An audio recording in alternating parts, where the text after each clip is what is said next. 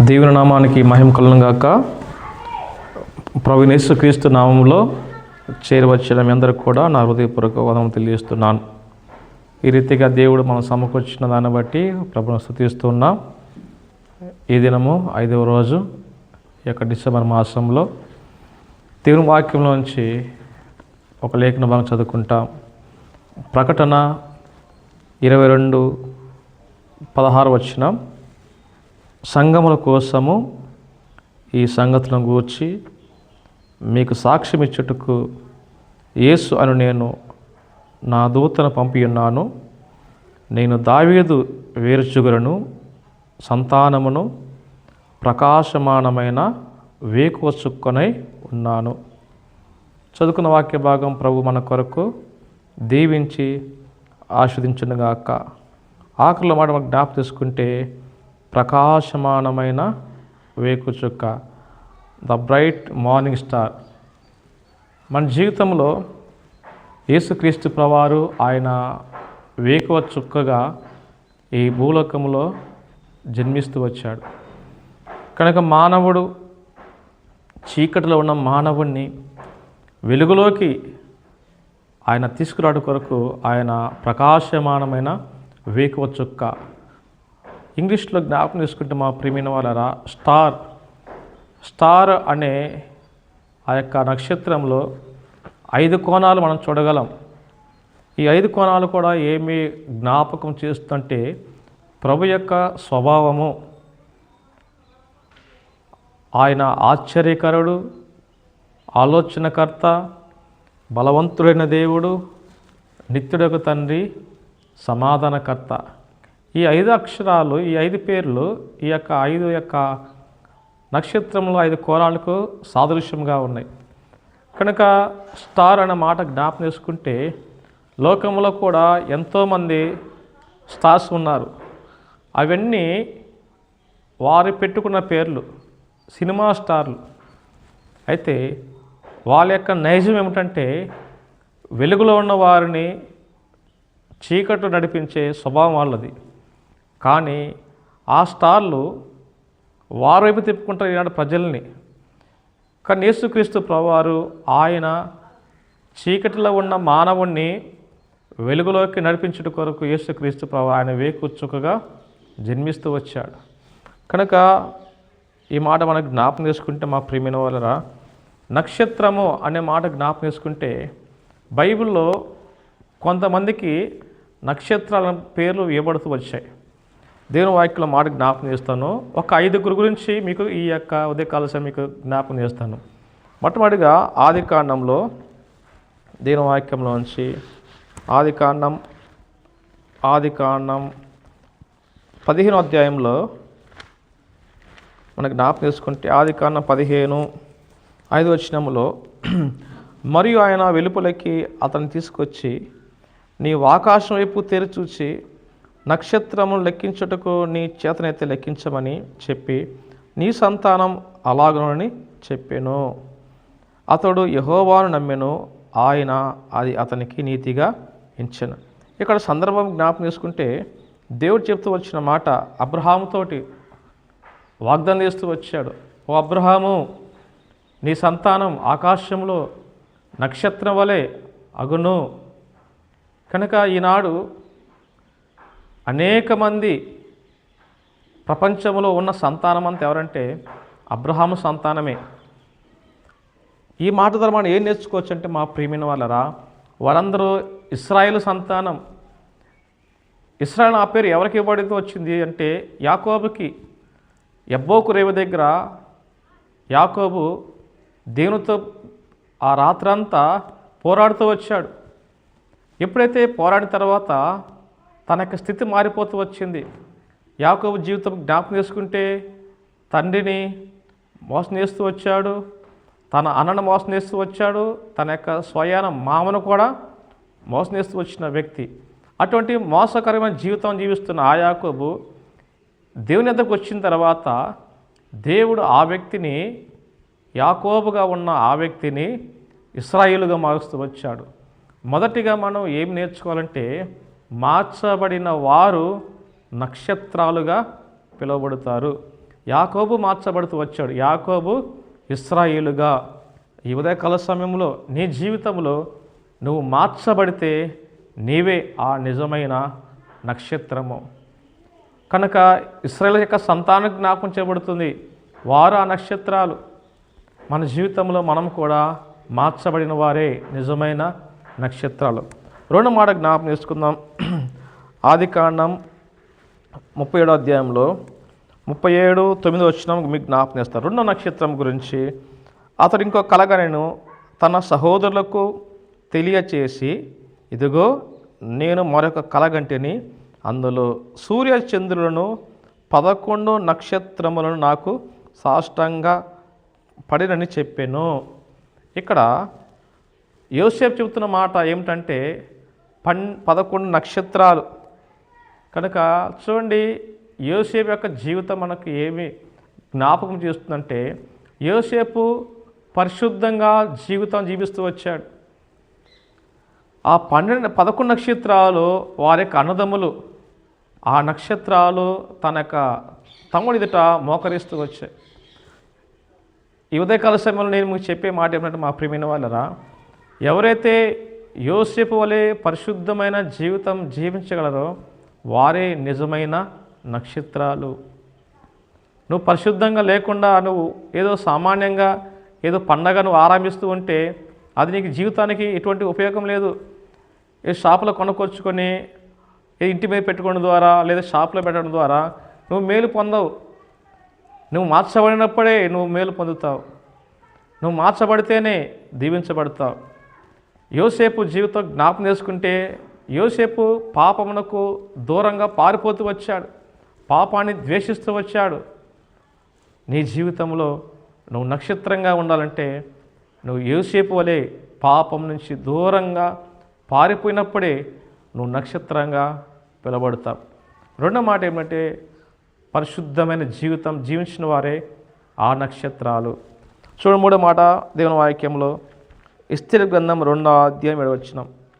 ఎస్తేరు గ్రంథము 2వ అధ్యాయము 7వ వచనంలో మీకు జ్ఞాపకం చేస్తా. రెండో నక్షత్రం ఎవరి నక్షత్రం అంటే దేవుని వాక్యం మా ప్రియమైన వాళ్ళరా, ఇక్కడ ఎస్తేరు యొక్క జీవితం మనం జ్ఞాపకం చేసుకోవచ్చు. ఎస్తేరు గ్రంథంలో చూడండి 2వ అధ్యాయము 7వ వచనంలో 7వ వచనం, తన పినతండ్రి కుమార్తెన హదస అను ఎస్తేరు తల్లిదండ్రులు లేనిదై ఉండగా అతడు ఆమెను పెంచుకొనెను. ఎస్తేరు అన్న మాటకు అర్థము నక్షత్రము. కనుక ఎవరు నక్షత్రం అంటే, ఎస్తేరు తన జీవితంలో దేవుని ప్రజల కొరకు తన జీవితాన్ని సమర్పిస్తూ వచ్చింది. ఈ ఉదయకాల సమయంలో ఎవరైతే సమర్పణ జీవితం కలిగి ఉంటారో వారే నిజమైన నక్షత్రాలు. కనుక యొక్క మూడు మాటగా జ్ఞాపకం చేసుకుందాం. ఎస్తేరు యొక్క జీవితం తన బంధువుల కొరకు, తన స్నేహితుల కొరకు, తన స్వజనుల కొరకు, నేను చనిపోయినా చనిపోతాను కానీ నా స్వజులు జీవించాలి. సమర్పణ జీవితం.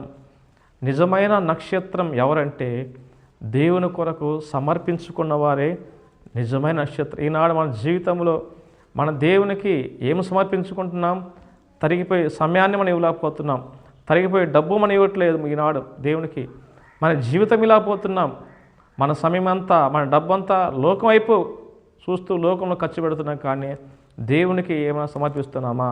ఓ ప్రియ సహోదరుడా, సహోదరి, నీ జీవితంలో నువ్వు నక్షత్రంగా పిలువబడాలంటే నువ్వు నీ జీవితంలో దేవుని కొరకే సమర్పణ కలిగి ఉండాలి.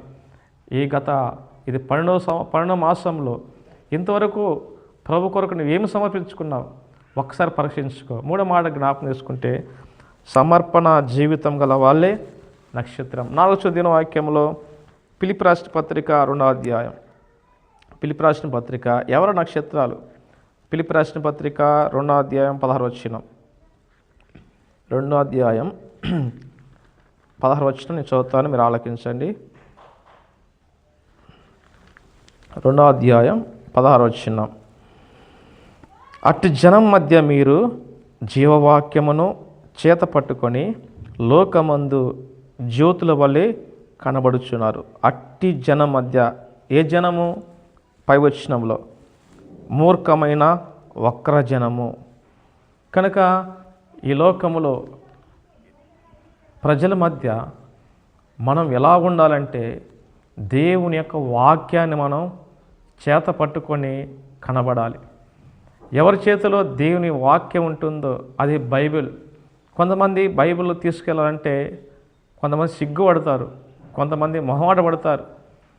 చూడండి, వివాహ సందర్భాలు కావచ్చు, ఎక్కడికి వెళ్తున్నా దూరంగా మన వెళ్ళే సమయంలో మన చేతిలో బైబిల్ ఉండదు. అన్నీ ఉంటాయి కానీ బైబిల్ ఉండదు.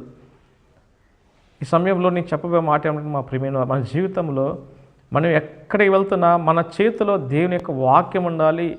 ఎందుకు వాక్యం అంటే అది 2 అంచులు గల ఖడ్గము. మనం ఇప్పుడు బైబిల్ పట్టుకుంటామంటే మన రాత్రి పడుకునే సమయంలో మన తలాపన పెట్టుకుంటాం. దేనికని? ఎటువంటి కలలు రాకూడదని, ఎటువంటి భయం రాకూడదని, ఎటువంటి దురాత్మ శక్తులు రాకూడదని మనకు భద్రతగా ఎట్లా అంటే అది ఒక బందోబస్తులా పెట్టుకుంటాం. కానీ దేవుడు అని మనం గుర్తించట్లేదు. దేవుని వాక్యాన్ని ఎంతగా గణపరిస్తే దేవుడు నిన్ను అంతగా నేను గణపరిచే దేవుడు. కనుక ఈ సమయంలో మా ప్రియమైన వాళ్ళరా, 4వది మనం ఏమీ జ్ఞాపకం చేయకూడదంటే దేవుని యొక్క వాక్యమును మనం మోసేవారి ఉండాలని దేవుని వాక్యం సెలవిస్తూ ఉంది. కనుక 4వ మాట ఏమిటంటే, ఎవరి చేతిలో అయితే జీవవాక్యం ఉంటుందో వాళ్ళే నిజమైన నక్షత్రాలు. మొట్టమొదటి మనకు జ్ఞాపకం చేసుకుంటే ఎవరు నక్షత్రాలంటే మార్చబడిన వారు నక్షత్రాలను. రెండోదిగా ఎవరైతే పరిశుద్ధమైన జీవితం జీవిస్తారో వారు నక్షత్రాలని. మూడోదిగా ఎవరైతే సమర్పణ జీవితం కలిగి ఉంటారో వారు నక్షత్రాలని. 4వ మాట జ్ఞాపకం చేసుకుంటే ఎవరైతే దేవుని యొక్క వాక్యాన్ని ప్రేమించి దేవుని వాక్యాన్ని చదువుతూ మీరు లోకానికి వెలుగుగా ఉంటారో వారి నిజమైన నక్షత్రాలు. 5వదిగా ఆఖరిగా మనం జ్ఞాపకం చేసుకుంటే చూడండి, దేవుని వాక్యంలో దానియేలు గ్రంథము 12వ అధ్యాయం, దానియేలు 12.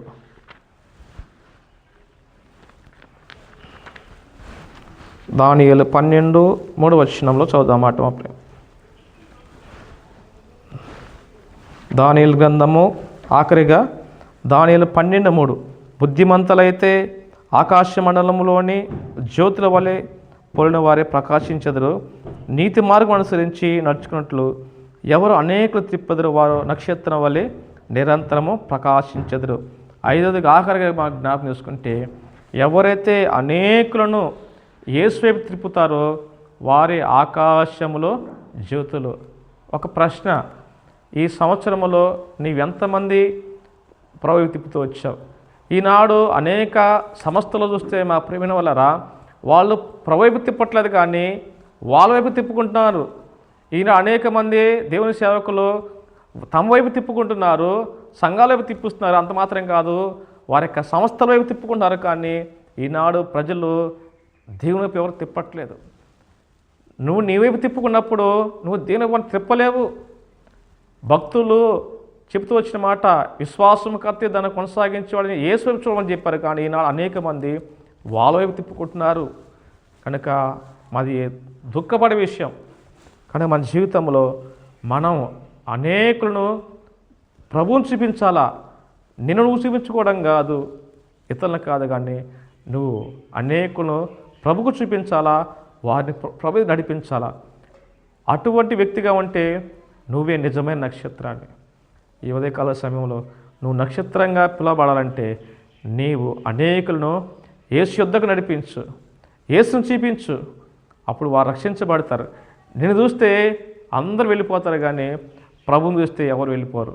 5 ఆఖరిగా మనకి ఏమి జ్ఞాపకం చేస్తుంటే నక్షత్రాలు ఎవరంటే ఆకాశములో జ్యోతుల వలె నువ్వు ఉండాలంటే నువ్వు అనేకులను ప్రభు యొద్దకు నడిపించే నక్షత్రంగా ఉండాలి. కనుక మత్తయి సువార్త మనం జ్ఞాపకం చేసుకుంటే ఆ నక్షత్రము జ్ఞానులను దేవుని యొద్దకు నడిపిస్తూ వచ్చిన నక్షత్రం. ఈ ఉదయకాల సమయంలో నక్షత్రంగా ఉంటున్న నీవు ప్రభు యొద్దకు అనేకులు నడిపించే వ్యక్తిగా నువ్వు ఉంటే నీ కుటుంబం దీవించబడుతుంది. నాకు ఆఖరిగా చెప్పిన మాట ఏమిటంటే, మా ప్రియమైన వాళ్ళరా, నువ్వు నక్షత్రంగా ఉండాలంటే ఈ 5 విషయాలు మొట్టమొదటి మనం జ్ఞాపకం చేసుకుంటే, మార్చబడిన వారు నక్షత్రాలు, పరిశుద్ధ జీవితం కలిగిన వారు నక్షత్రాలు, సమర్పణ జీవితం కలిగిన వారు నక్షత్రాలు. అంత మాత్రమే కాదు, దేవుని యొక్క వాక్యాన్ని చేతపట్టుకున్న వారు నక్షత్రాలు. ఐదోది ఆఖరిగా ఎవరైతే అనేకులు దేవుని సన్నిధిని నడిపిస్తారో వారి నిజమైన నక్షత్రాలు. ఇటువంటి అనుభవంలో మనం ఉండటానికి ప్రభు మనకు సహాయం చేయను గాక. దేవుడు కొద్ది మాటలు మనకు దీవించి ఆశించును గాక. ప్రార్థన చేసుకుంటా.